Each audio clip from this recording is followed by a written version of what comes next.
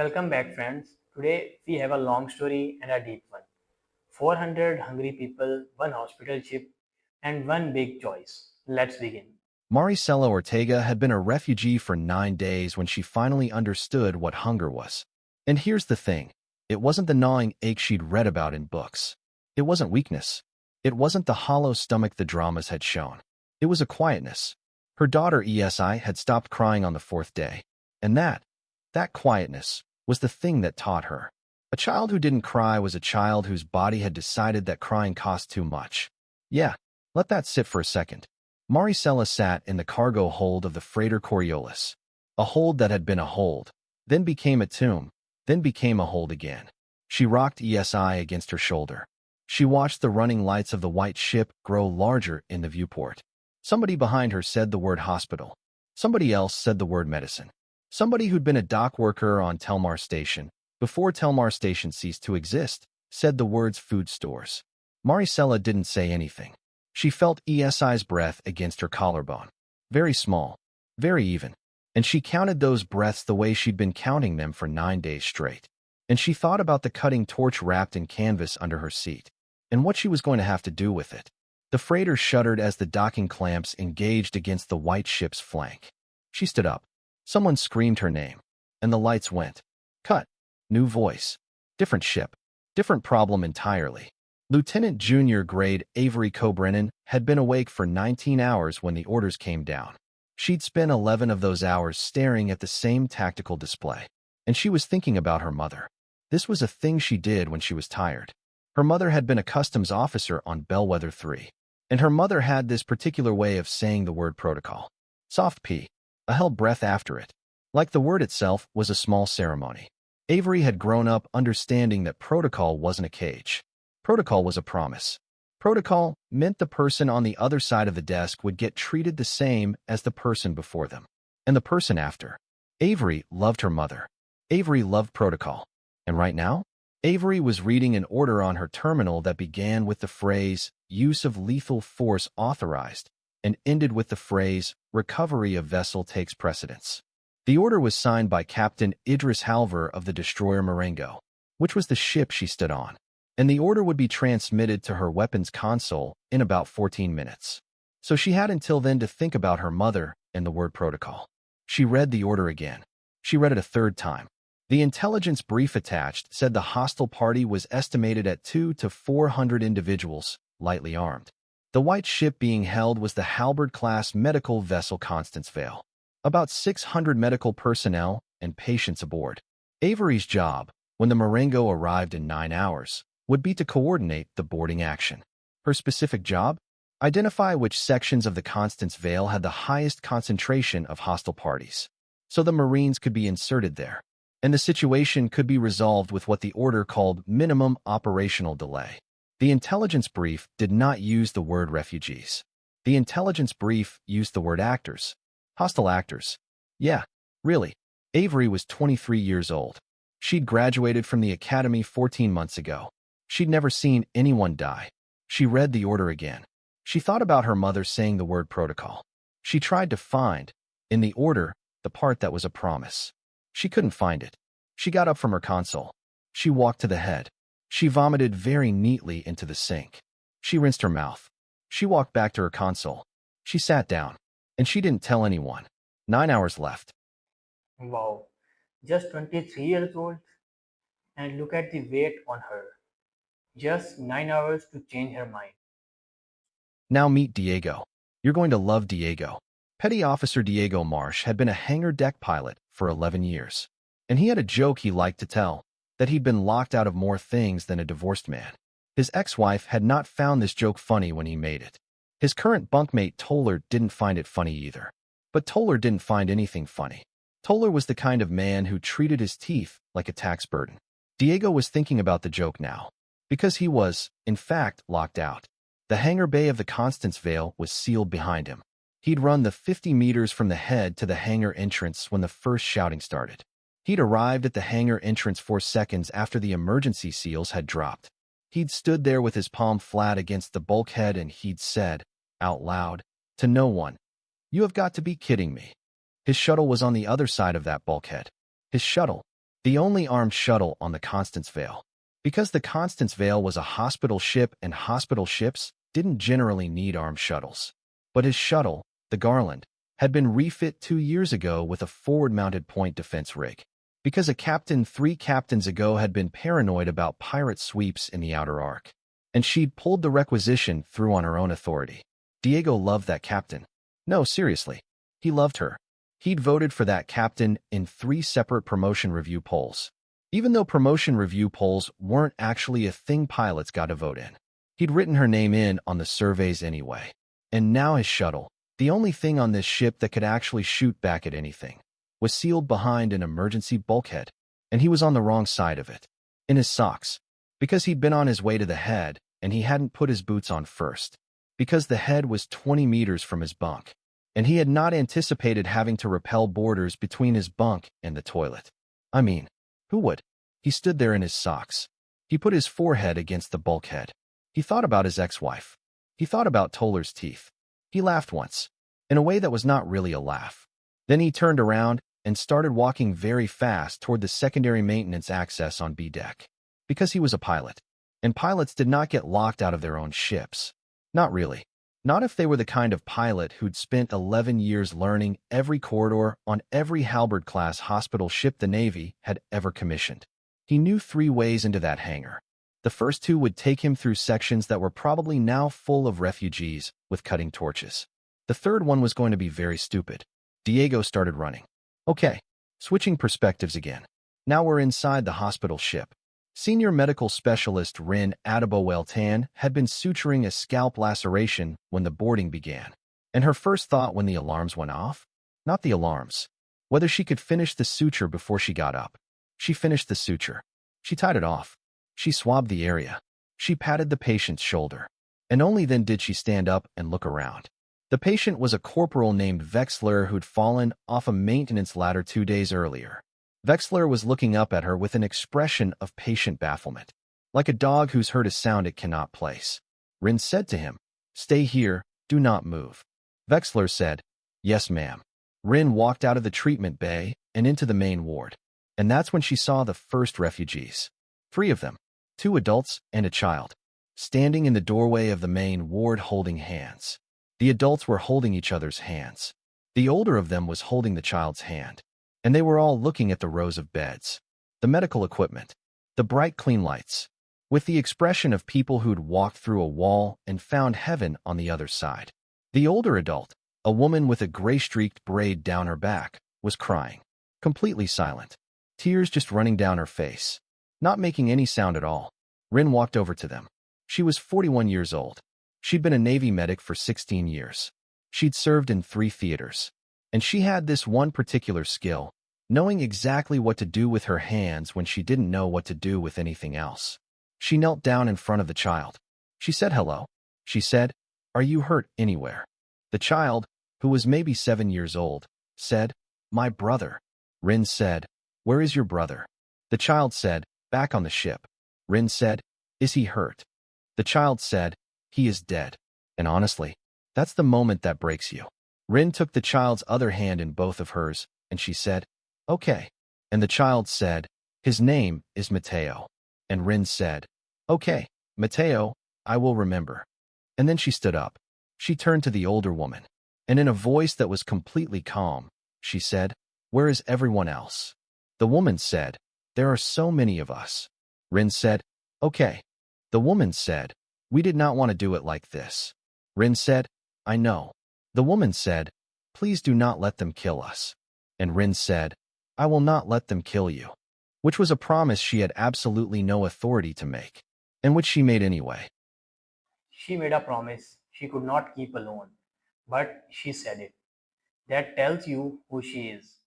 Because there was a child in the room who'd told her a name to remember, and because she was 41 years old, and she'd decided 16 years ago what kind of medic she was going to be. She walked back into the corridor.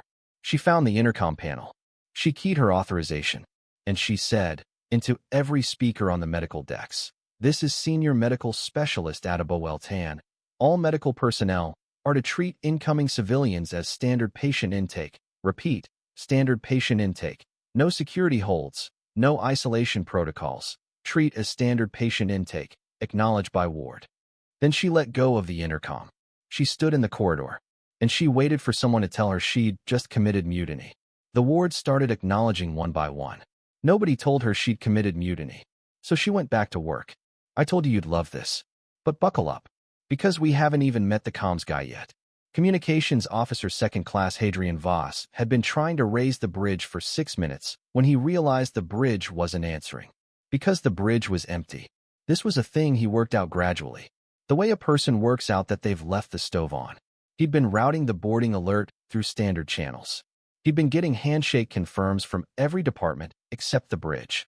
His first assumption? The bridge was busy. Second assumption? The bridge had switched to a secure channel. Third assumption, which he arrived at after pulling up the internal sensor feeds, was that there was nobody on the bridge at all. Captain Mehruni Saccade had been off shift. The XO had been in the wardroom. The duty officer had been a lieutenant named Boggs who'd apparently, judging from the sensor feed, gone to investigate the initial boarding personally, and had not come back. The bridge was empty. The ship was being boarded. Hadrian was 28 years old.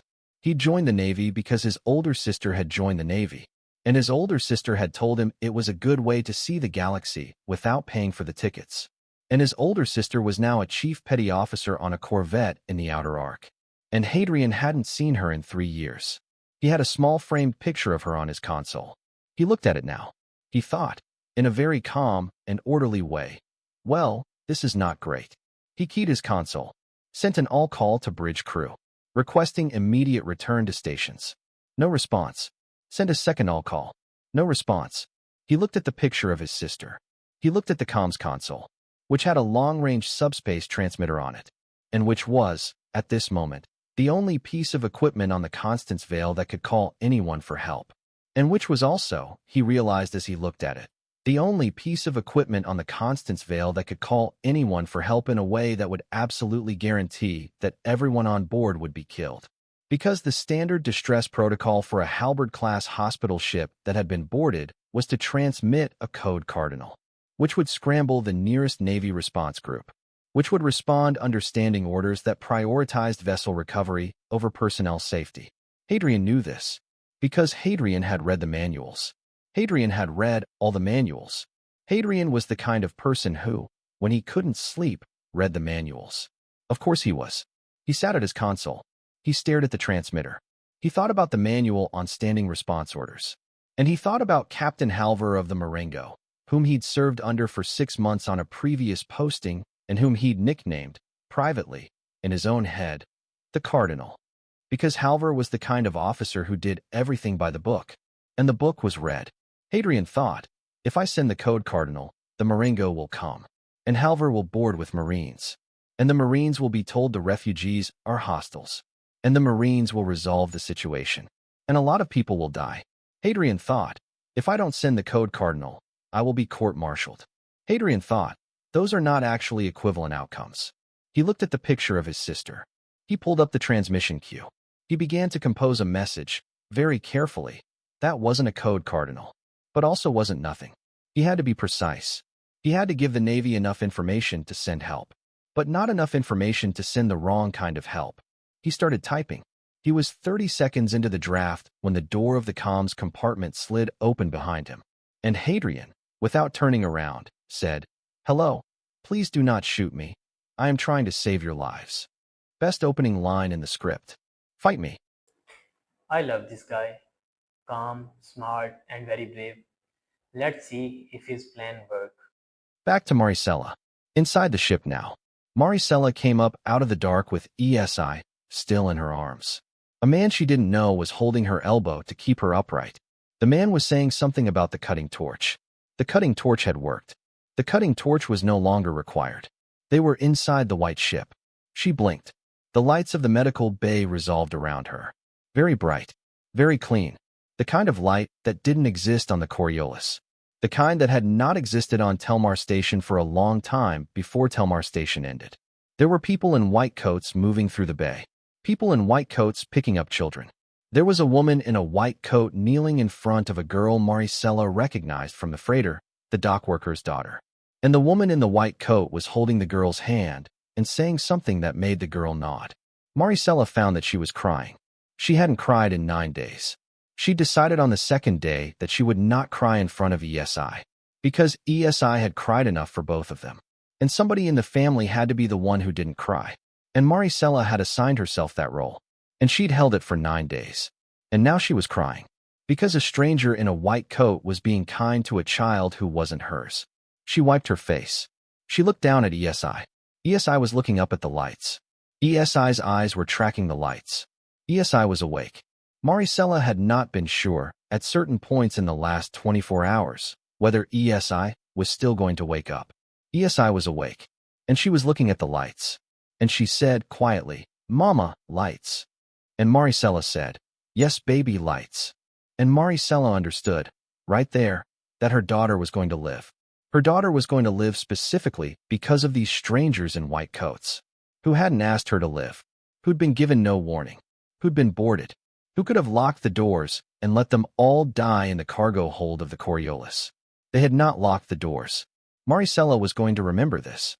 She was going to remember this in a way she had not remembered anything else in her life.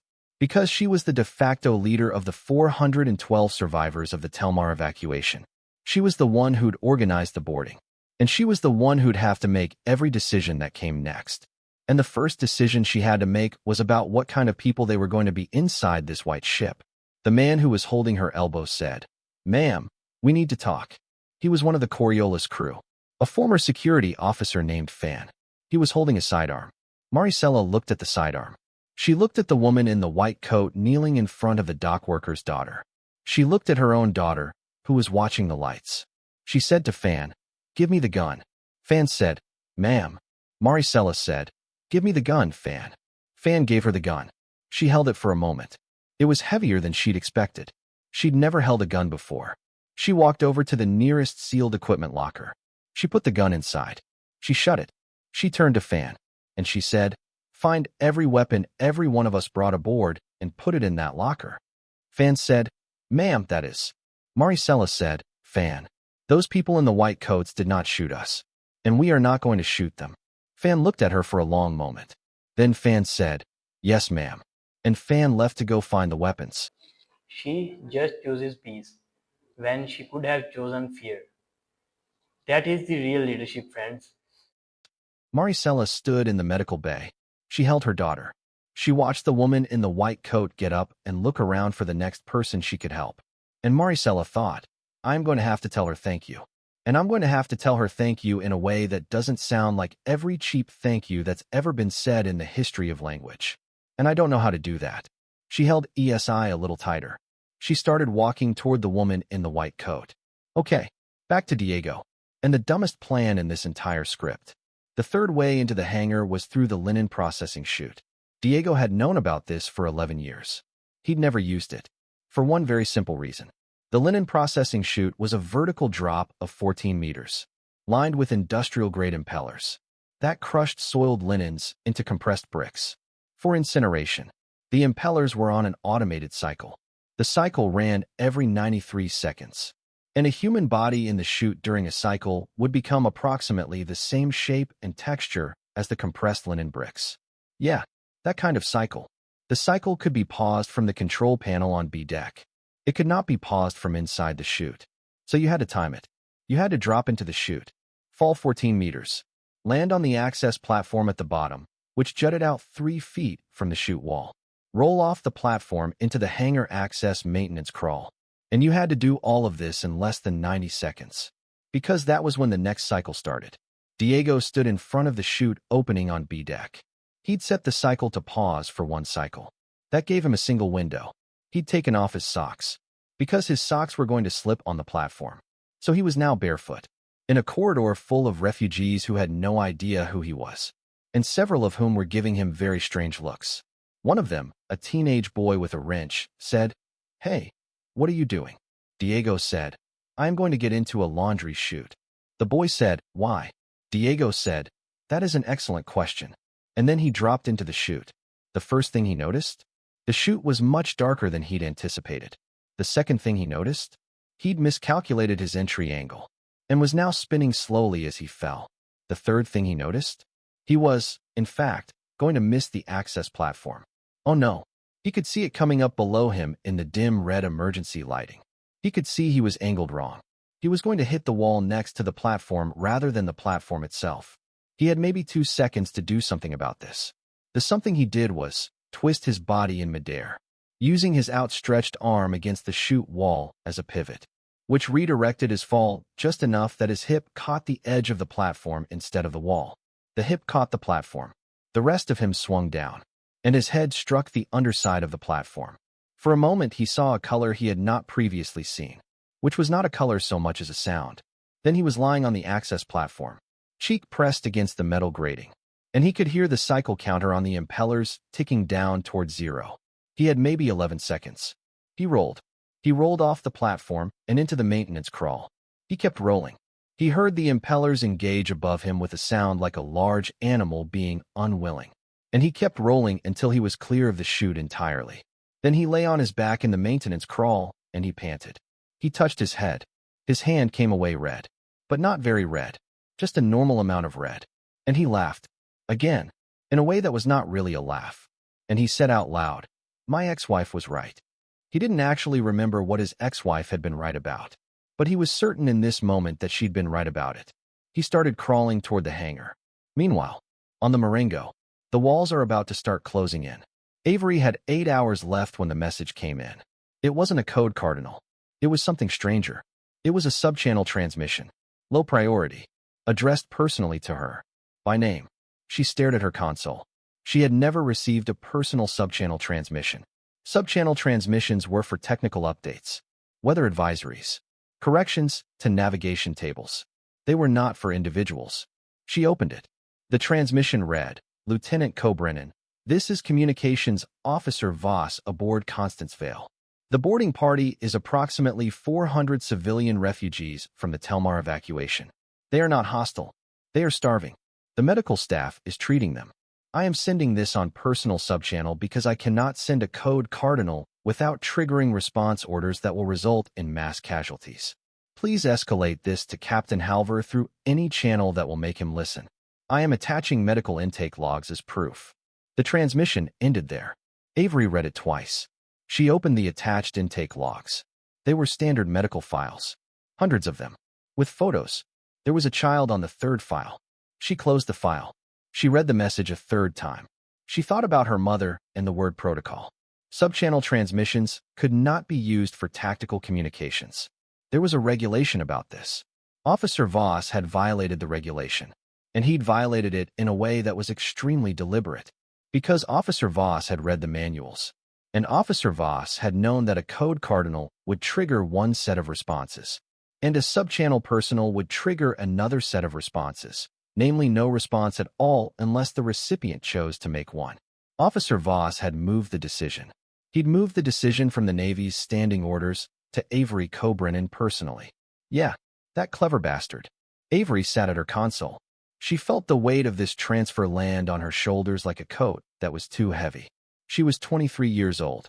She'd been on the Marengo for 14 months. She had a personnel file that said she was a promising junior officer with strong analytical skills and an attention to detail that exceeded grade. She'd never disobeyed an order. She'd never escalated to a senior officer outside her direct chain. She'd never done anything her mother would have called extraordinary. She thought about her mother saying the word protocol. Protocol was a promise. Protocol was a promise to the person on the other side of the desk. The person on the other side of the desk, right now, was 400 refugees in a hospital ship. Avery closed her console. She got up. She walked to Captain Halver's ready room. She knocked on the door. The captain's aide answered. The aide said the captain was not taking visitors. Avery said, "Tell the captain it is about the Constance Vale." The aide said, "The captain has been briefed on the Constance Vale." Avery said, "Tell the captain there is new information." The aide said, "What new information?" Avery said, "I will tell that to the captain." The aide looked at her for a moment, then went into the ready room, closed the door. Avery stood in the corridor. She thought about her mother. She thought, "Mom, I think I'm about to do something that you would call a career-ending mistake. And I think you'd also call it the only thing I could do." The door opened. The aide said, "The captain will see you." Avery walked in. Back to Rin. She's still hunting that cutting torch. There were 98 people in the surgical recovery ward. Rin had triaged 60 of them, and she had not yet found the cutting torch. She knew there was a cutting torch somewhere, because the airlock between the cargo hold and the boarding tube had been cut, not blown. And she knew the cutting torch was important, because if the boarding party still had a cutting torch when the Navy Marines arrived, the Marines would treat the cutting torch as a weapon, and the Marines would shoot whoever was holding it. And Rin did not want anyone to be shot. So she was moving through the recovery ward checking vitals, asking quiet questions. The questions were mostly medical, but a few of them weren't. She'd ask, "How long since you ate?" Then she'd ask, "Were you in the cargo hold of the freighter?" Then she'd ask, "Do you know if anyone brought tools aboard?" She'd gotten 3 nods so far. She hadn't gotten a location. She came to a bed where a woman was sitting up, holding a small child against her chest. The woman was maybe 35 years old. She had the deep gray shadow under her eyes that Rin had been seeing on all of the refugees. The shadow that wasn't fatigue, but something else. A kind of long arithmetic of deprivation. The woman looked at Rin. Rin looked at the woman. And Rin understood, before either of them said anything, that this was the one. This was the woman who was in charge. Rin had been a medic long enough to recognize the way a person carried responsibility. It looked like a weight that had been redistributed across the spine. Rin said, "My name is Rin." The woman said, "My name is Marisela." Rin said, "Your daughter." Marisela said, "She is going to be okay. You said she was going to be okay." Rin said, "She is going to be okay." They looked at each other. Marisela said, "The cutting torch is in equipment locker C-14 on the cargo deck, with the rest of the weapons." Rin said, "Thank you." Marisela said, "I gave the order to put them there." Rin said, "I know." Marisela said, "How do you know?" Rin said, "Because I have been triaging your people for 90 minutes, and not one of them has tried to hurt anyone. And that does not happen without someone making it happen.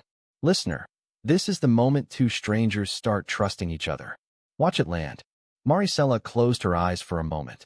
When she opened them, she said, "My husband died on Telmar." Rin said, "I am sorry." Marisela said, "He was not a soldier, he was a hydroponics engineer." Rin said, "I am sorry." Marisela said, "When the colony fell, I told him to run. And he said he had to shut down the reactor first. Because if he didn't shut down the reactor first, the whole agricultural ring would lose pressure. And everyone in the lower levels would die." Rin said, "Did he shut it down?" Marisela said, "Yes, he did." Rin said, "How do you know?" Marisela said, "Because we got off the colony. And the agricultural ring did not lose pressure." Rin nodded. Marisela said, "My husband died being the kind of person he had decided to be. And I have decided to be the kind of person who, when she boards a hospital ship full of people who could have killed her and did not, does not allow her people to bring weapons into the hallway. Do you understand me?" Rin said, "Yes." Marisela said, "There is a man named Fan. He has a sidearm. He is on the 3rd deck. He is keeping the weapons in the locker. But he is also keeping people away from the locker. And he is the only person who could get to those weapons fast if something went wrong. And I am telling you this because I am telling you that you can trust us. And I'm telling you that because I don't know what else I can offer you." Rin reached out. She put her hand on Marisela's wrist. She held it there for a moment. She didn't say anything. Then she got up, and she went to find Hadrian Voss in the comms compartment. Because she needed to know what was happening with the Navy. Because she needed to know how much time they had. Now back to Hadrian, who's still typing the most dangerous message of his career. Hadrian had been speaking to a refugee for 40 minutes by the time Rin found him. The refugee was a man in his 60s, gaunt, with the kind of hands that had done physical work for a long time. He'd introduced himself as DeWitt. He'd walked into the comms compartment with a wrench in his hand, and Hadrian had asked him very politely not to shoot him. And DeWitt had said he didn't have a gun, only a wrench. And Hadrian had said in that case, "Please do not hit him with the wrench." And DeWitt had laughed. A real laugh. The kind that suggested he hadn't laughed in some time. DeWitt had then sat down on the bench across from Hadrian's console. And he'd said, "What are you doing?" Hadrian had said, "I am trying to keep your people from being killed." DeWitt had said, "Explain that to me." And Hadrian had explained it to him. The Code Cardinal Protocol. The Standing Response Orders. What would happen when the Marengo arrived if the Marines were briefed as if this were a hostile boarding? DeWitt had listened. Then DeWitt had said, "You are a Navy man. And you are telling me that your own navy will kill us if it is not stopped. Hadrian had said, yes. DeWitt had said, why are you telling me this? Hadrian had said, because I am trying to stop it. And you are someone I needed to tell. Because you have a wrench and you came in here looking for the comms officer. Which means you're organized. Which means there is somebody in charge of you people. And I need to talk to that person. DeWitt had said, her name is Marisela Ortega. Hadrian had said, can you get her? DeWitt had said, I can. But DeWitt had not yet left. Because Hadrian was still composing the second message. The longer message. The one with medical files and intake photographs and a request for direct communication with Captain Halver. The one that would constitute, in Navy terms, an open and ongoing mutiny by a comms officer second class with no authority to negotiate. Hadrian was typing. DeWitt was watching him type. The door slid open and Rin came in. Rin looked at DeWitt. DeWitt looked at Rin. Rin said to Hadrian, I am Rin Adaboweltan from Medical. What is happening? Hadrian said, I have established back-channel contact with a junior officer on the Marengo. I am sending her medical files. I am trying to give her enough to convince her captain not to launch the boarding action. Rin said, will it work? Hadrian said, I don't know. Rin said, how long until they get here? Hadrian said, 7 hours and 40 minutes. Rin said, what can I do? Hadrian thought for a moment. He said, give me every medical intake form. Give me every photograph. Give me names and ages. And the names of people who have died in the last 10 days. Rin said, why ages and names? Hadrian said, because numbers are easy to ignore, and names are not. Keep that line in mind. It matters later. Rin nodded. She turned to leave. She paused at the door. She said, your name is Voss. Hadrian said, yes. Rin said, I knew a Voss once. She was a chief on the Mendeleev. Hadrian said, that is my sister. Rin said, she is a good officer. Hadrian said, thank you. Rin left. Hadrian went back to typing. DeWitt said, your sister is a good officer. Hadrian said, my sister is a very good officer. DeWitt said, are you? Hadrian said, ask me in 7 hours and 40 minutes. Now, back in the captain's ready room, where Avery is about to find out who Captain Halver really is. Captain Idris Halver was a man who'd built his career on a particular conviction, which was that a junior officer who came to her captain with new information was either a junior officer who was about to be very useful, or a junior officer who was about to be very embarrassed. And there was no way to tell the difference, except by listening. He listened to Avery for 4 minutes without interrupting. He read the sub-channel transmission. He looked at the attached files. He looked at the photograph of the child on the third file. He set down the tablet. He looked at Avery, and he said, Lieutenant, do you know what you have done? Avery said, yes, sir. Halver said, you have provided your captain with information obtained through an irregular channel by a Navy officer who is currently in violation of standing orders. Avery said, yes, sir.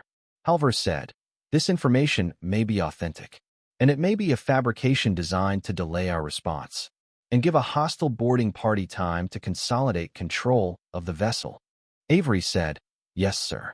Halver said, do you have an opinion as to which of these is the case? Avery said, sir, I have read the medical intake forms, and they include patient histories that would be very difficult to fabricate, and the photographs include children. And I do not believe that a hostile boarding party would invest this level of effort in a deception, when they could simply transmit a surrender request. Halver was quiet for a long moment. He said, Lieutenant, I am 61 years old, and I have served in the Navy for 38 of those years. And I have seen exactly one situation in my career in which a junior officer came to me with information that overturned my operational picture. And that situation was when I was a junior officer. And the captain, I came to listen to me. And the situation resolved without loss of life. And I have remembered that captain every day since. Avery said, sir. Halver said, I have remembered him every day, Lieutenant, because he was retired the following month for failure to follow standing orders.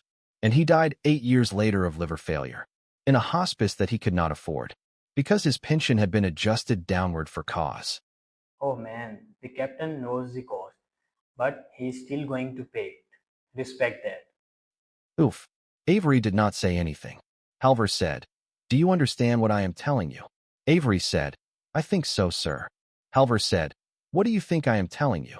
Avery said, Sir, I think you are telling me that doing the right thing is going to cost you something. Halvor looked at her for a moment longer. He said, Lieutenant, that is correct. And I am telling you this because I want you to understand the choice I am about to make. And I want you to understand it as a choice. Because the next time someone asks you to make a choice like this, I want you to remember that it was a choice. He picked up his communicator. He keyed the bridge. He said, This is the captain. Hold the boarding action. Maintain current vector. Prepare for direct subspace contact with the Constance Vale. I want their senior officer on the line within 15 minutes. He keyed off. He looked at Avery. He said, Dismissed, Lieutenant. Avery saluted. She walked out.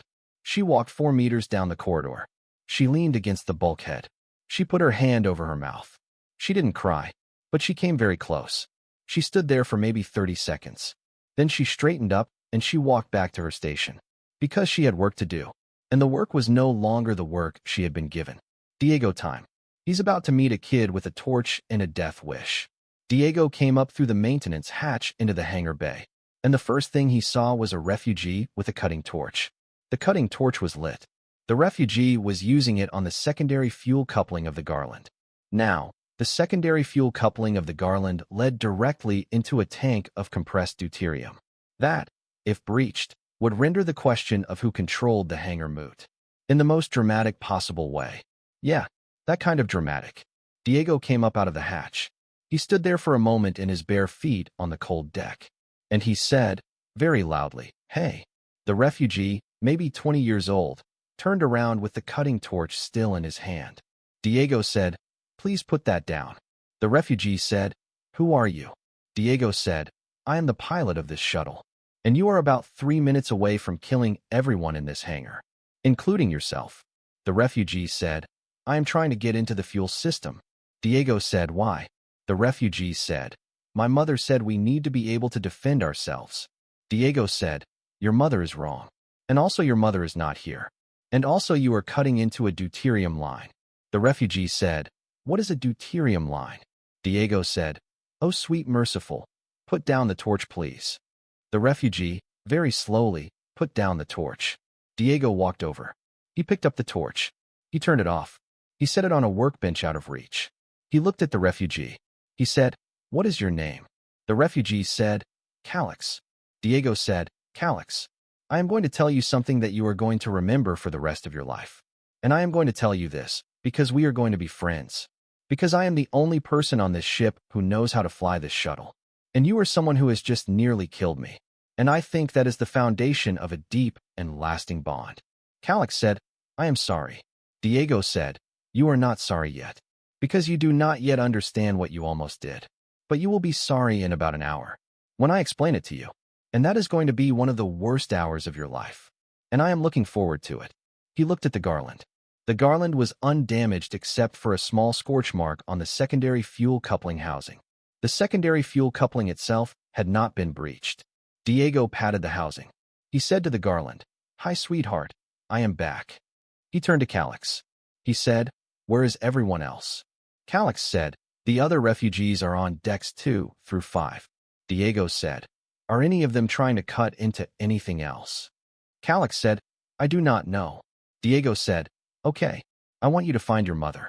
And I want you to tell your mother that there is a pilot in the hangar bay who needs to talk to whoever is in charge. And I want you to do this very fast. Because we have a Navy destroyer arriving in approximately 7 hours. And we need to not look like we are preparing to fight it. Calix said, Yes, sir. Diego said, Do not call me sir. I am barefoot. Calix ran. Diego watched him go. He turned back to the Garland. He climbed up the access ladder. He sat down in the pilot's seat. He keyed the comms console on the shuttle. He linked it to the ship's internal net. And he said, This is Petty Officer Marsh in the hangar bay. Can anyone tell me what is happening on this ship? The comms compartment answered immediately. And it was not the comms officer he was expecting. It was a woman's voice. The woman's voice said, This is Senior Medical Specialist Adabo Weltan. Please identify the speaker. Crossover moment. 2 POVs touching for the first time. Pay attention. Diego said, Ma'am. I am the shuttle pilot. I got locked out. I came in through the linen chute. I am bleeding from the head a little, but I am fine. What is happening? There was a pause. Then Rin said, Diego, are you the Marsh who did the inverted approach on the Aldecaldo last year? Diego said, yes, ma'am, that was me. Rin said, I treated 4 of your crew. Diego said, I remember, ma'am. Rin said, your shuttle is the only armed asset we have. Diego said, yes, ma'am. Rin said, do not arm it. Diego said, ma'am. Rin said, do not arm it, Marsh. Do you understand me? Diego said, ma'am. I am alone in a hangar bay with 300 refugees who outnumber me by a factor of 300. And you are telling me not to arm my shuttle? Rin said, yes. Diego said, can I ask why? Rin said, because the Marengo is going to be looking for any sign that this is a hostile boarding. And if your shuttle reads as armed, they will treat us as armed. And if they treat us as armed, they will kill us. Diego was quiet for a moment. He said, ma'am, I have 11 years of service. And I have a shuttle, and a headwound, and a kid named Calix who almost killed me with a torch. And I would like very much to arm this shuttle. Rin said, I know. Diego said, but I am not going to. Rin said, thank you, Marsh. Diego said, ma'am. He sat in the pilot's seat. He looked at the weapons console. He reached out. He flipped the master safety to the locked position. He locked it down. He took the key out of the slot. He held the key in his hand for a moment. Then he put the key in his shirt pocket, and he buttoned the pocket. He sat in the pilot's seat with the weapons locked, and he watched the hangar bay through the view screen. And he thought about his ex-wife, who had once said to him, Diego, you are the kind of man who is brave because he is scared. And Diego had said, I do not know what that means. And his ex-wife had said, you will. Diego sat in the dark hangar with his locked weapons console, and he thought, okay, May, I think I know what you meant. Okay, things are about to go sideways. Marisela was walking down the 3rd deck corridor with Fan beside her when the deck shook. It wasn't a large shake. It was a small one, the kind that came from a heavy door closing somewhere far away. But Marisela knew, from 9 days of riding on the Coriolis, the difference between a small shake that meant a door and a small shake that meant something else. And this was not a door. This was a coupling. This was something disengaging. She stopped walking. Fan said, what? Marisela said, what was that? Fan listened. Fan said, I do not know. Marisela keyed the small handset she'd been given by the medic, the one that connected her to the comms compartment. And she said, this is Marisela. What was that? The voice on the other end was not the comms officer. It was a man she didn't know. And the man said, ma'am. The Coriolis just disengaged. Marisela felt something fall in her chest. She said, what? The man said, the freighter, ma'am. Your freighter. It just released docking clamps. And it is moving away from the ship. Marisela said, who is on it? The man said, ma'am, I do not know. Our sensors show approximately 15 life signs aboard. Marisela said, 15. The man said, yes, ma'am. Marisela said, oh no. She turned to Fan. She said, find me the manifest. Find me the manifest of who came aboard and who did not. Find me who is still on the Coriolis. Fan said, ma'am. Marisela said, find me Fan. Fan ran. Marisela stood in the corridor. She thought about who would have stayed behind on the Coriolis. She thought about who, on the Coriolis, would have decided to disengage. And she thought about the cargo hold of the Coriolis, which had been mostly empty when they boarded, except for the seats they had bolted down, and the supply crates they had built, and one other thing, which was a small armory of weapons. The weapons that had been on the Coriolis crew's original manifest. The weapons that had not been included in her order about the locker, because she had told Fan to collect weapons that had come aboard the white ship, and she had not told Fan to do anything about the weapons that had stayed on the Coriolis. She had made a mistake. She'd made the mistake 9 hours ago, and she was understanding it now. Fan came back. Fan was breathing hard. Fan said, ma'am, the people who did not come aboard, they are mostly the Coriolis crew. The original crew. The people who were running the freighter before. Marisela said, are they armed? Fan said, ma'am, those weapons were never in our inventory. Marisela said, Fan. Fan said, yes, ma'am. They are armed. Marisela said, what are they doing? Fan said, ma'am, sensors say the Coriolis is on a vector toward the Marengo. Marisela closed her eyes. She thought, oh, Fan. She thought, oh, you stupid, stupid people. She opened her eyes. She said, Get me to the comms compartment. They went. Now everything is happening at once. Hold on. Hadrian had Captain Halvar on the line. And Hadrian had spent the first 3 minutes of the conversation explaining his identity and his rank and his reason for being on the comms console. He'd spent the next 4 minutes patching Halvar through to DeWitt, who was speaking for Marisela, because Marisela had not yet been located.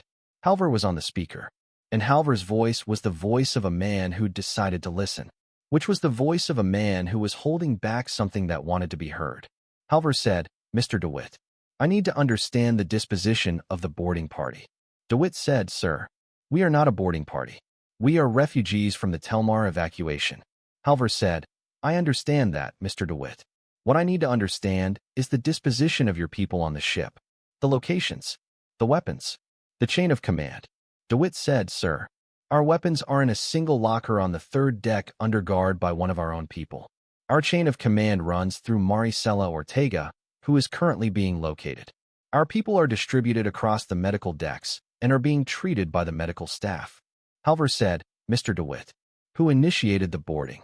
DeWitt said, "Sir, Marisela Ortega, but I want you to understand that the alternative was watching our children starve on the freighter." Halvar said, "I understand, Mr. DeWitt. I am not asking for a justification. I am asking for a fact." DeWitt said, "Then yes, sir." Marisela Ortega gave the order. Hadrian, listening, was watching the sensor feeds on his console, and that's when he saw the Coriolis disengage. He saw it as a small icon shift on his display. He blinked. He said, "Sir, hold on." Halvar said, "What is it?" Hadrian said, "Sir, the Coriolis just disengaged from the Constance Vale. It is on a vector that will bring it within engagement range of the Marengo in approximately 11 minutes. Halvar was silent for a moment. Halvar said, "What is on the Coriolis?" DeWitt said, "Sir, I do not know. We are all over here on the Constance Vale." Hadrian said, "Sir, my read is approximately 15 life signs aboard the Coriolis." Halvar said, 15. Hadrian said, "Yes, sir." Halvar said, "Are they hostile?" Hadrian said, "Sir, I cannot tell from sensor data." Halvar said, "Gentlemen, I have a problem." The door of the comms compartment slid open and Marisela came in, followed by Fan. And Marisela was breathing hard. And she said, "Captain, are you on this line?" Halvar said, "Who is this?" Marisela said, "This is Marisela Ortega. The people on the Coriolis are armed. They are the original Coriolis crew.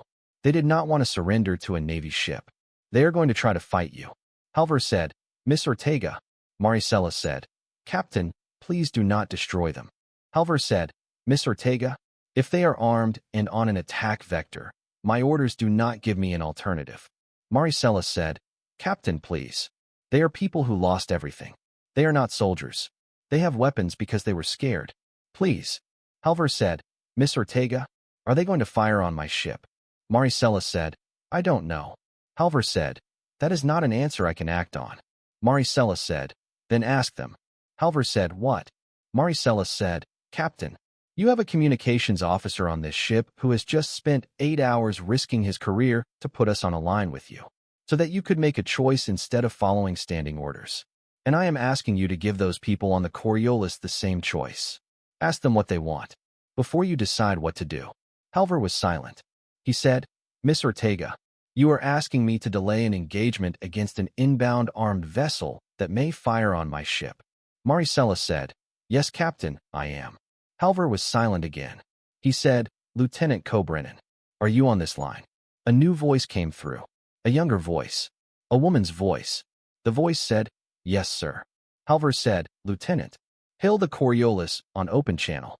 Ask them their intent. You have 2 minutes." Avery said, "Yes, sir." Halvar said, "Miss Ortega." Marisela said, "Yes, Captain." Halvar said, "I am going to remember this conversation." Marisela said, "So am I, Captain." Now Avery. 2 minutes. Go. Avery hailed the Coriolis. She did not have 2 minutes. She had maybe 8, by her count. But Halvar had said 2. And she understood why he'd said 2. Because 2 was an answer she could not negotiate with herself about. She had to hail them now. She keyed the comms. She said, "Coriolis freighter. This is the destroyer Marengo. Please identify yourself and state your intent." No response. She waited. She hailed again. She said, Coriolis freighter. This is the destroyer Marengo. Please state your intent. You are on an intercept vector with my ship, and I need to know your intent. No response. She waited again. She thought about her mother. She thought, Mom, this is what I am doing. I am asking strangers a question, and I am waiting for them to answer it. This is the job. This is the protocol. This is the promise. She hailed a third time. She said, Coriolis freighter. My name is Lieutenant Avery Cobrennan. I am 23 years old. I am a junior officer on this destroyer. My captain has ordered me to ask you your intent. And I am asking you, person to person, what do you want? Please tell me what you want. Because if you do not tell me what you want, then my captain is going to have to make a decision based on no information. And that decision will not be a good one for any of us. There was a pause. There was a long pause. There was a longer pause. Avery sat at her console. She watched the Coriolis icon. She watched her mother's hands in her mind doing the small ceremony of the word protocol. The comms crackled. A voice came through.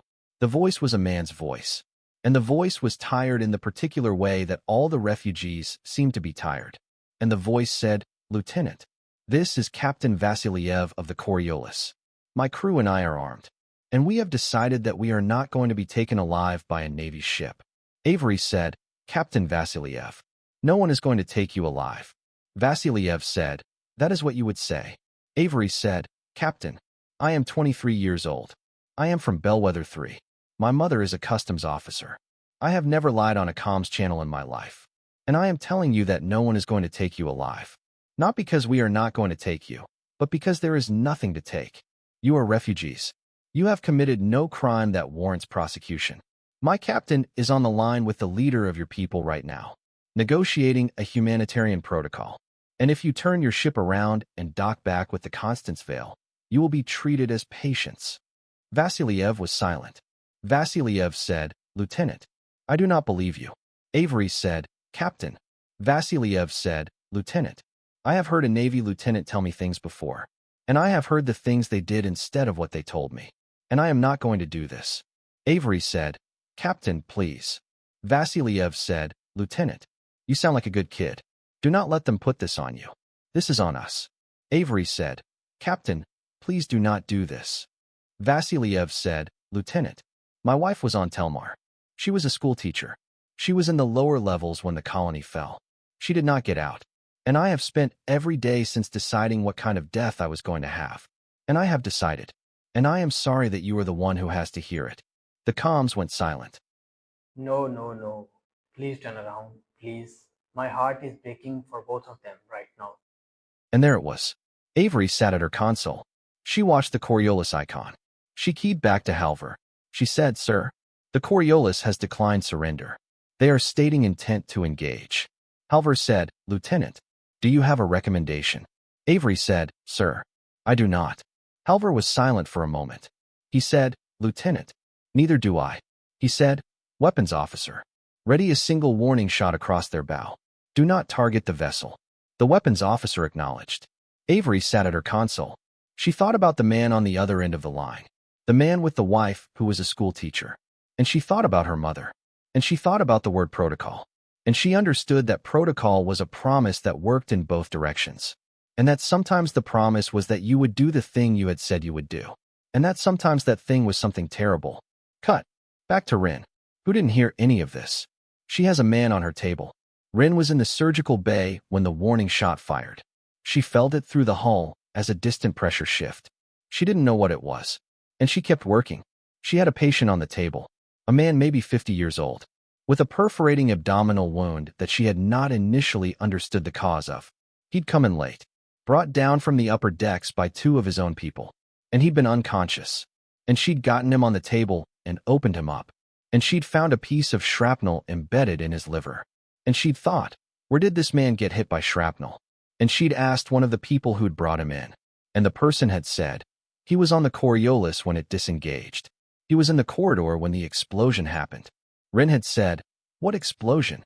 The person had said, ma'am, there was an explosion in the lower decks of the Coriolis just before it disengaged. Rin had said, was anyone else hurt? The person had said, ma'am, I do not know. We got him off the freighter because he was a friend. The others on the Coriolis would not come. They were doing something with the weapons. Rin had said, "Okay, get out. Let me work." She was working. She had the shrapnel in her hand now. It was a small, ragged piece of metal, maybe the size of her thumbnail. She set it down in the tray. She kept working. She was suturing the liver when she heard, through the bay door, the sound of Marisela's voice. Marisela was speaking on the handset. Marisela was saying, "No, no, no." Marisela was saying, "Captain, please." Marisela was saying, "Captain, please, do not." Rin kept suturing. She did not have a choice about whether to keep suturing. The patient was on her table, and the patient was alive. And the patient would only continue to be alive if she kept suturing. She did not stop. She heard Marisela start to cry. She heard Marisela say, into the handset, "Captain, I understand." She heard Marisela say, "Thank you for asking." She heard Marisela hang up the handset. She heard, a moment later, a distant pressure shift through the hull, slightly larger than the first. And she understood what that pressure shift was. And she kept suturing, because what was on her table was what she could still save, and what was not on her table was not. Yeah, listen that again. She kept working while the people died, not because she did not care, but because she cared so much. She finished the suture. She tied it off. She closed. She stepped back. She pulled off her gloves.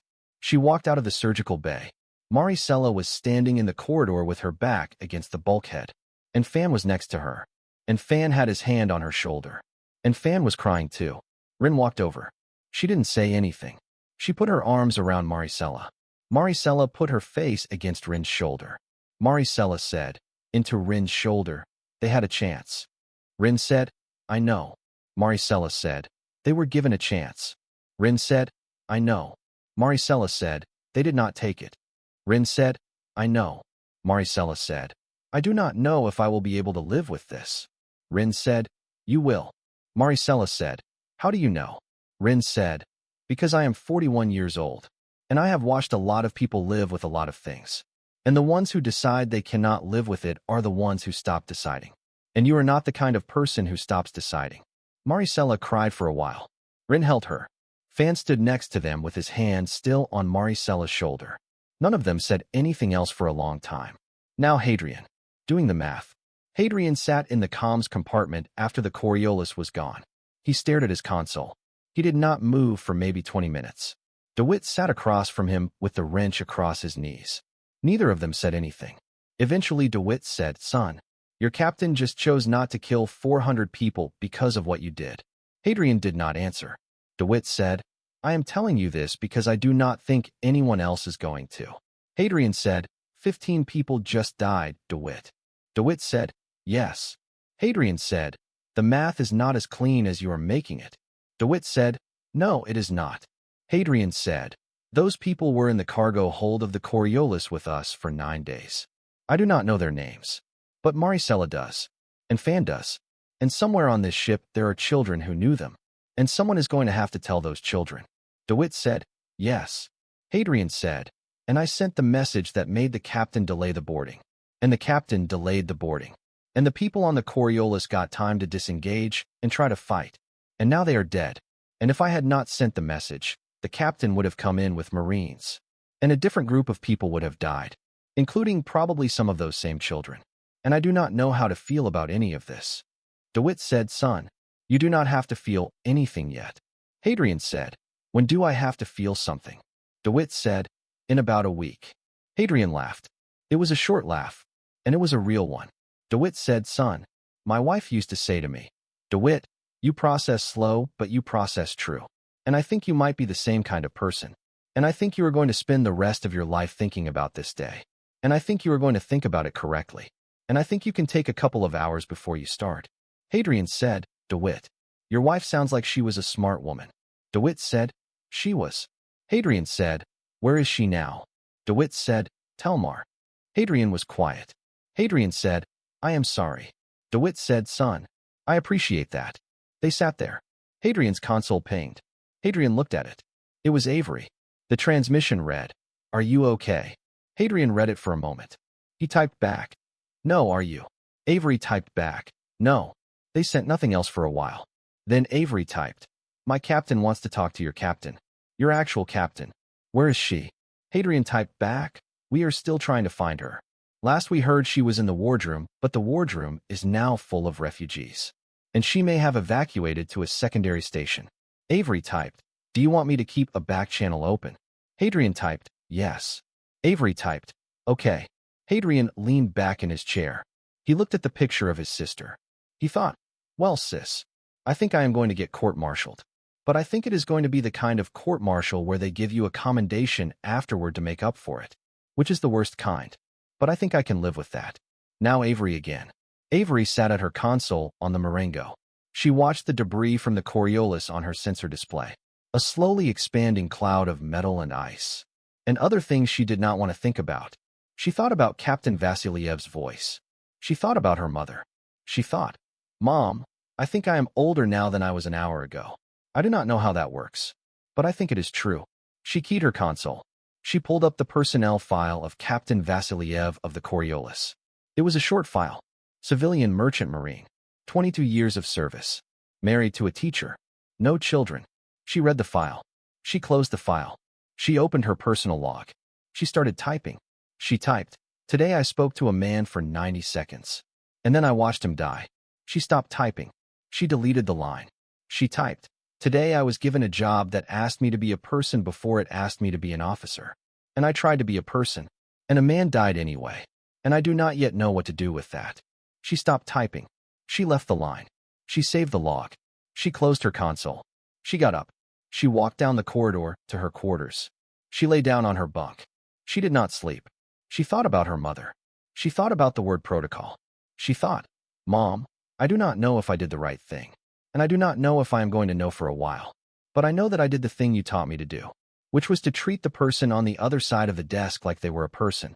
And I am going to keep doing that. Even on days like today, because I do not know how to do anything else. She lay on her bunk. She listened to the ship. She listened to it for a long time. Now back to Diego.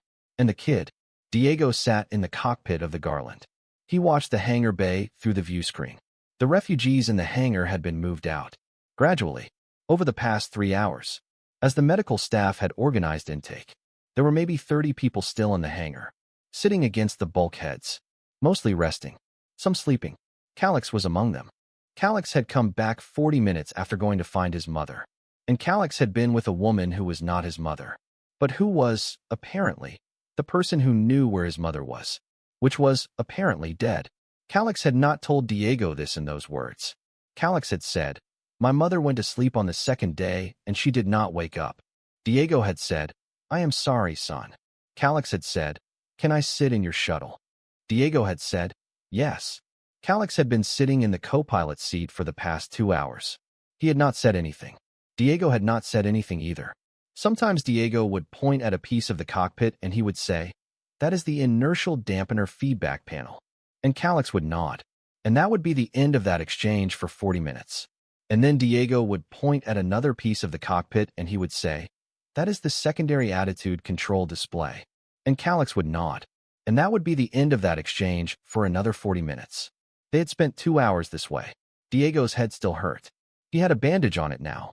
Someone from medical had come down and put the bandage on. The someone had been a man whose name Diego had not caught. The man had said, you are going to need to keep this clean. And Diego had said, I am going to do my best. And the man had said, your best had better be very good. Because head wounds get infected. And you have been crawling through a maintenance shaft. And Diego had said, fair point. And the man had left. Diego sat with Calix. He watched the hangar bay. He thought about his ex-wife. He thought, May, I have a kid in my cockpit. And I do not know what to do with him. And you would know what to do with him. And I am not going to know what to do with him. But I am going to sit here until either he says something or someone comes to get him. And I think that might be enough. Calix said, your shuttle has a name. Diego said, yes. Calix said, what is the name? Diego said, the Garland. Calix said, why? Diego said, my grandmother was named Garland. Calix said, what was she like? Diego thought for a moment. He said, son, she was a very stubborn woman, who taught me how to play cards, and who told me, the first time I lost, that the only people who do not lose are the people who do not play. And I have remembered that. And I am telling you that, because I think you are going to remember it too. even if you do not know yet that you are remembering it. Calix nodded. Calix did not say anything else for a while. Then Calix said, "Can I learn to fly?" Diego said, "Son, you almost killed me with a cutting torch 4 hours ago." Calix said, "But if I had not done that, you would not be sitting here." Diego said, "That is a very strange argument." Calix said, "Is it wrong?" Diego said, "No, it is not wrong. It is the most stubborn argument I have ever heard. And you have just convinced me that you are exactly Garland's kind of person. And yes, I will teach you to fly. But not today, and not tomorrow, and not for a long time. And only if you stop touching cutting torches." Calix said, "Okay." They sat in the cockpit. Diego pointed at another piece of the panel. He said, "That is the long-range scanner suite."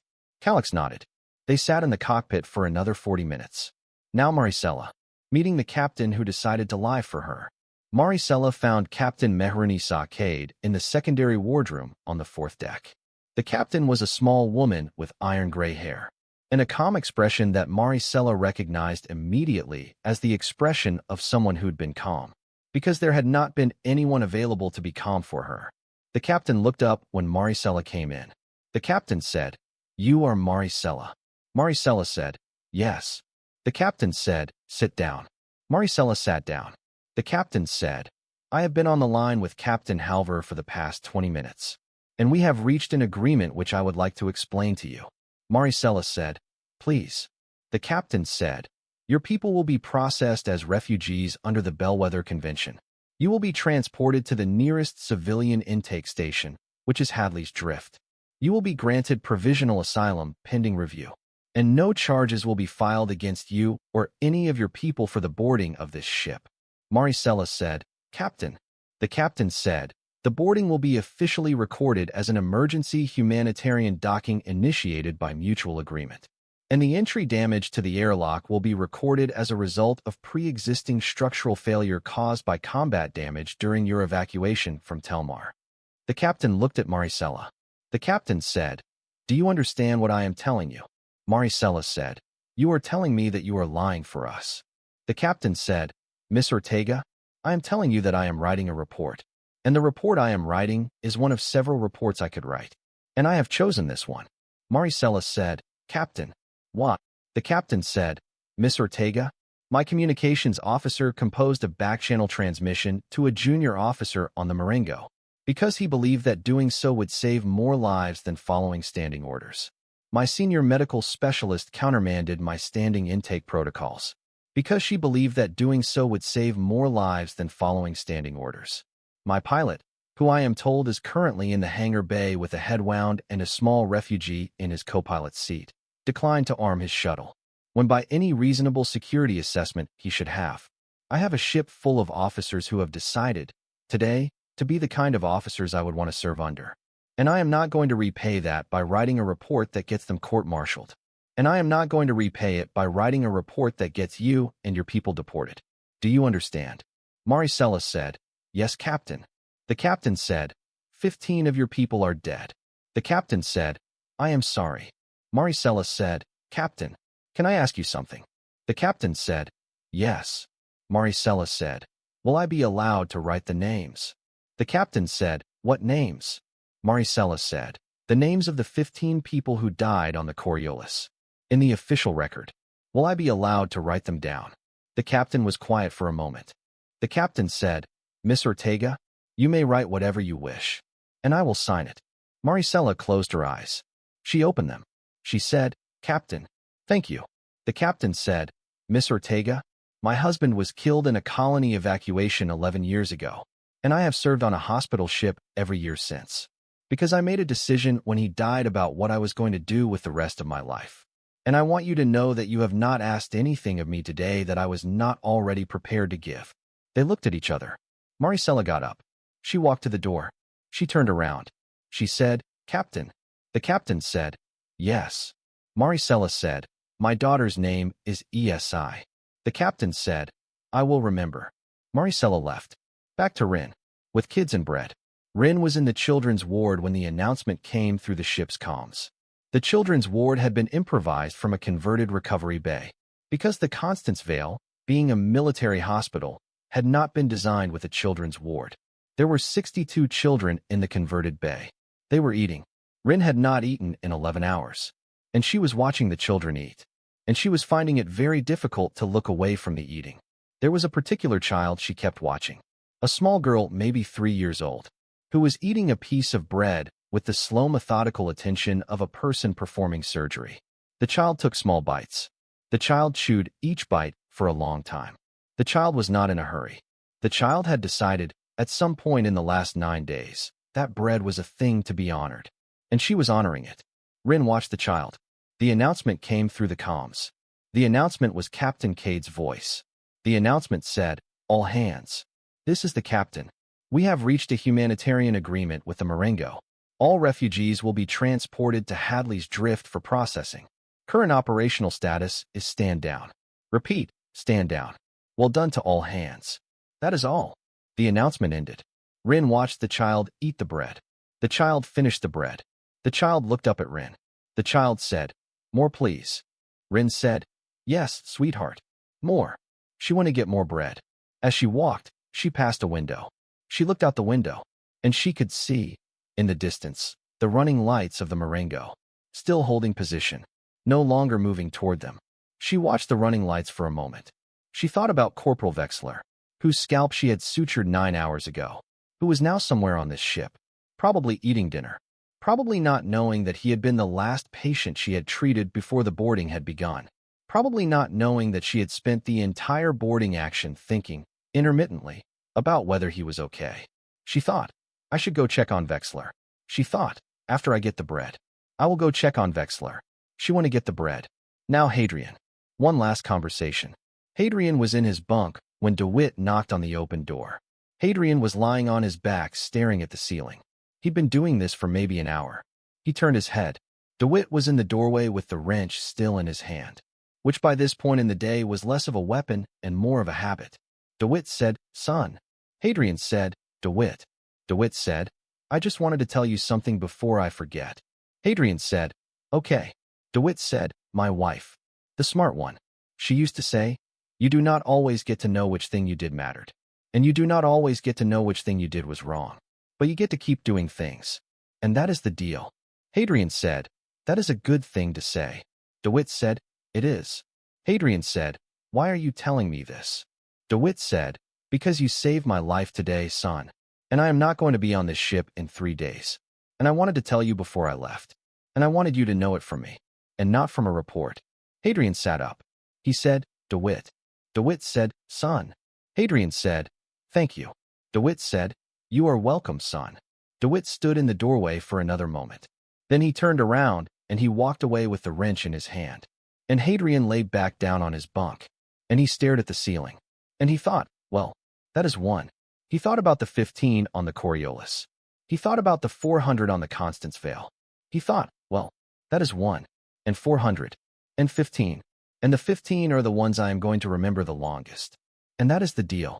He closed his eyes. He did not sleep. But he came close. One more for Avery. Then we time jump. Avery was on the bridge of the Marengo when Captain Halver called her into the ready room. She walked in. She stood at attention. Halver said, "Sit down, Lieutenant." She sat down. Halver said, "I am writing a report." She said, "Yes, sir." Halver said, "The report will not commend you." She said, "Yes, sir." Halver said, "The report will, in fact, contain a formal note about an irregular use of a subchannel transmission by an officer on the Constance Vale, which note will be processed by naval personnel, and which note will result in no action being taken, because there will be no associated charges, because I have decided that no charges will be filed." She said, "Yes, sir." Halver said, "The report will further state that the situation was resolved through standard diplomatic protocols between the commanding officers of the 2 vessels, which is technically true, and which will allow the situation to be filed under standing humanitarian operations rather than under hostile boarding, which classification will result in considerably less paperwork for everyone involved." She said, "Yes, sir." Halver said, "Lieutenant, look at me."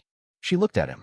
Halver said, "You came to me with information from an irregular source, and you asked me to act on it, and I acted on it. And the result was that 15 people died, and approximately 598 people did not. Do you understand the arithmetic?" She said, "Yes, sir." Halvor said, "The arithmetic is not why we did it." She said, "Sir." Halvor said, "The arithmetic is the result. The reason we did it was that the 15 and the 598 were people, and we asked them what they wanted, and we listened to the answers. Do you understand what I am telling you?" She said, "Yes, sir." Halvor said, "Lieutenant, you are going to be in this Navy for a long time, and you are going to have a career. And the career is going to involve a great many situations in which the protocol you are given does not match the situation you are in. And I want you to remember today, and I want you to remember that when the situation does not match the protocol is not the thing that breaks first." She said, "Sir." Halvor said, "The protocol is the thing that bends. The people are the thing that breaks. Do not get those confused." She said, "Yes, sir."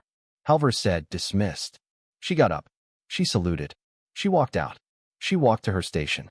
She sat down. She looked at her console. She opened her personal log. She typed, "Today I learned that protocol is a promise. And I learned that promises bend. And I learned that I am still going to keep mine." She saved the log. She got back to work. Now we jump forward. Stay with me. The Constance Vale arrived at Hadley's Drift 4 days later. The refugees were processed under the Bellwether Convention. The children were given to the intake families. Marisela Ortega was assigned a small apartment in the temporary housing district with her daughter ESI, who had gained 2 kilograms in the 4 days of the transit. Fan was assigned an apartment 2 doors down. DeWitt was assigned to the elder housing on the south side of the station. Rin Adabo reported back to her duty station on the Constance Vale, which sailed on for its next assignment 2 days later. Hadrian Voss reported back to his console. He composed a personal message to his sister. The message said, "Sis, something happened." Diego Marsh, in the hangar bay, finished the post-mission inspection of the Garland, and he found, in the secondary fuel coupling housing, a small piece of carved wood that someone had left there. He picked it up. It was carved into the shape of a small bird. He turned it over. There was nothing on the back. He put it on the dashboard of the Garland, and he kept it there for the rest of his career, which was another 14 years. Yeah, 14 years. Avery Cobrennan was assigned to a different posting 6 months later. She was promoted to lieutenant in another year. She did not see Captain Halvor again for a long time. The Constance Vale continued its operations. Rin Adabo continued treating patients. She remembered the name Mateo. She remembered it for the rest of her life. She told the story once to a junior medic who had asked her why she always asked refugees for the names of their dead.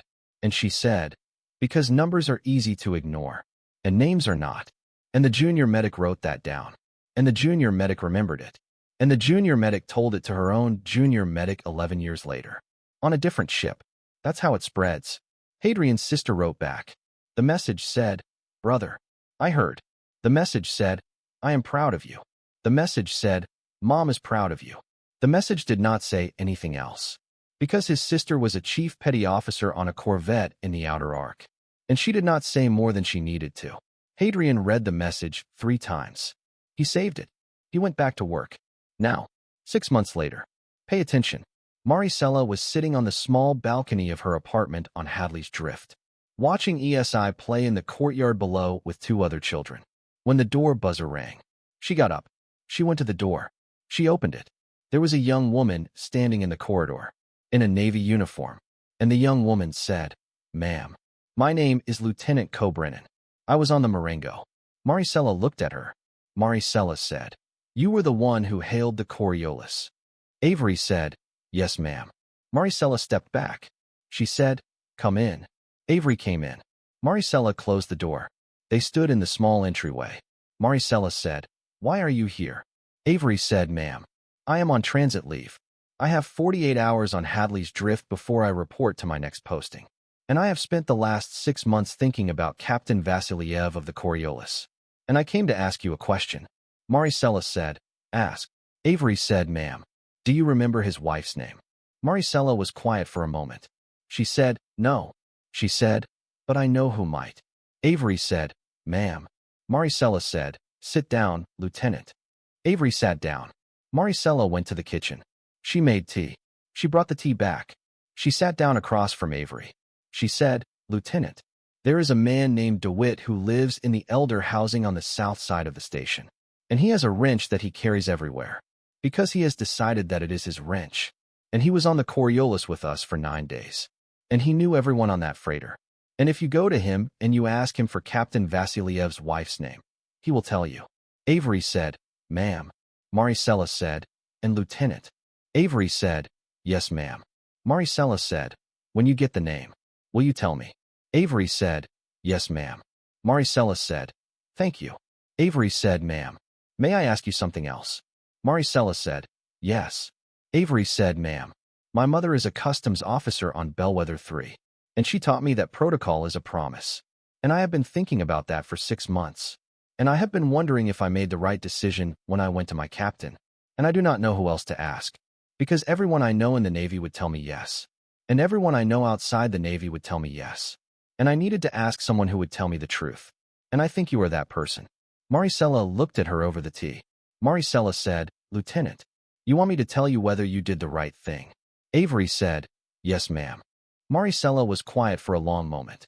She said, "Lieutenant, 15 people died because of the decision your captain made, and 400 people lived because of the decision your captain made. And your captain made that decision because of what you brought to him. And I cannot tell you that you did the right thing, because the right thing would have been for none of this to happen. And the right thing would have been for my colony not to fall. And the right thing would have been for Captain Vasiliev to listen to you and turn his ship around. And none of those right things happened. And you do not get to live in a world where the right thing happens, Lieutenant. You get to live in this one. And in this one, you did the best thing that anyone could see how to do. And I am telling you that. And I am telling you that because you came all the way here to ask me. And that means you are the kind of person who is going to spend the rest of her life asking this question. And I want you to keep asking it. But I want you to keep asking it while you are still doing the work. Do you understand me?" Avery said, "Yes, ma'am." Marisela said, "Drink your tea, Lieutenant." Avery drank her tea. They sat in the small apartment. Outside, in the courtyard, ESI was laughing. Marisela could hear her through the window. ESI was laughing at something one of the other children had said. Marisela had not heard ESI laugh in a long time. She listened to it now. Avery listened to it too. Neither of them said anything for a while. Then Avery set down her cup, and she stood up, and she said, "Ma'am, I am going to go find DeWitt." Marisela said, "Lieutenant." Avery said, "Yes, ma'am." Marisela said, "Walk slowly. The south side is not far." Avery said, "I will." Avery left. Marisela stood up. She walked to the window. She looked down at the courtyard. ESI was sitting on the ground, drawing something in the dirt with a stick. The other children were watching. ESI looked up. ESI saw her mother in the window. ESI waved. Marisela waved back. ESI went back to her drawing. Marisela watched her for another minute. Then she turned away from the window, and she walked back to the table, and she sat down, and she picked up Avery's empty cup, and she carried it to the sink, and she rinsed it, and she set it on the rack to dry, and the cup was still warm in her hand when she set it down. And the small sounds of ESI's voice from the courtyard came through the open window. And Marisela put her hand on the edge of the sink, and she steadied herself, and she breathed in, and she breathed out, and she turned around to walk back to the balcony, and the buzzer at her door rang again. What a story. Names matter more than numbers. Promises bend. But good people do not break. Thank you for watching, friends. Hit like and subscribe the channel. And I will see you in the next one.